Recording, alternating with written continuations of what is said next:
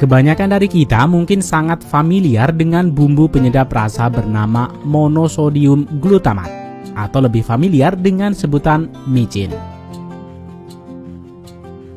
Bumbu satu ini seperti menjadi bumbu penyedap rasa wajib yang biasa ditambahkan ke berbagai jenis masakan, termasuk masakan favorit Anda seperti bakso dan mie ayam. Berbicara tentang micin, mungkin Anda langsung berpikir tentang zat berbahaya yang dapat membuat bodoh atau menyebabkan kemampuan otak menurun. Perlu kalian tahu, kandungan glutamat dalam micin sebenarnya juga terdapat pada bahan makanan lain seperti susu, telur, daging, ikan, ayam, dan jamur, yang sebenarnya memiliki manfaat bagi metabolisme di usus dan digunakan sebagai sumber energi.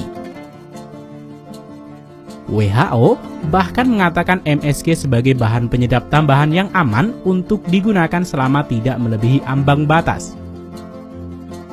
Lalu, terbuat dari apa sebenarnya micin ini? Pada video kali ini, Rekayasa Produksi akan membahasnya untuk kamu. Liputan ini juga bagian dari request sahabat semua yang telah menuliskan di kolom komentar.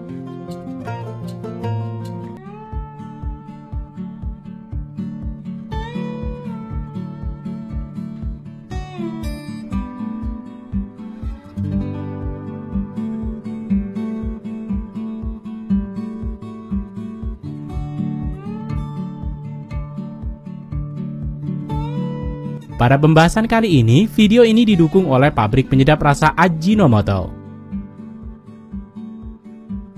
Bahan dasar dari pembuatan penyedap rasa monosodium glutamat berasal dari para petani ini. MSG atau micin dibuat dari dua bahan utama, yaitu molase atau tetes tebu dan juga tepung tapioka atau tepung singkong. Setelah tebu-tebu ini dipanen, tebu akan dibawa ke mesin penggilingan untuk diperas dan diambil sari pati gulanya. Cairan hitam pekat ini adalah tetes tebu yang dihasilkan dari proses pengekstrasian gula dari pohon tebu. Bahan pekat inilah yang akan dibawa ke pabrik pembuatan MSG.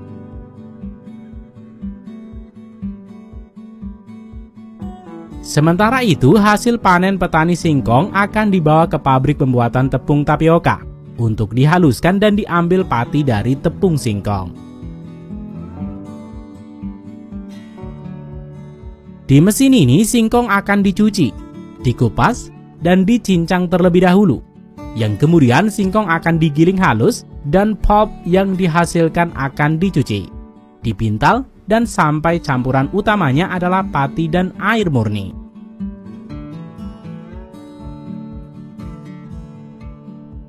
Kemudian pati ini akan dikeringkan dan siap untuk dibawa ke pabrik pembuatan MSG.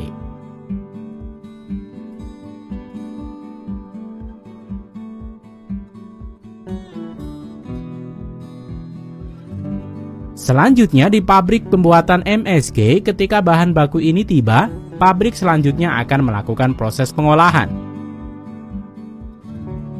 Namun sebelumnya perlu kalian tahu, proses pembuatan monosodium glutamat dihasilkan dari proses fermentasi dengan mikroorganisme asam glutamat. Mikroorganisme jenis ini disebut juga mikroba fermentatif. Selain pada MSG, mikroba fermentatif juga digunakan pada produk susu yang dibuat menjadi keju dan yogurt dengan bantuan mikroorganisme Lactobacillus.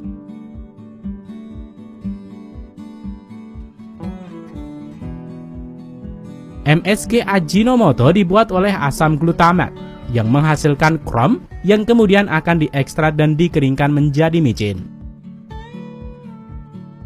Proses pembuatan MSG dimulai dengan tetes tebu pilihan yang berkualitas, di mana tetesan tebu ini memiliki warna hitam pekat yang sangat kental.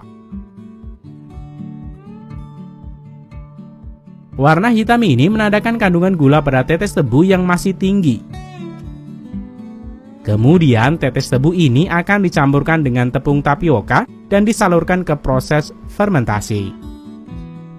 Fermentasi berlangsung dalam tangki seperti ini.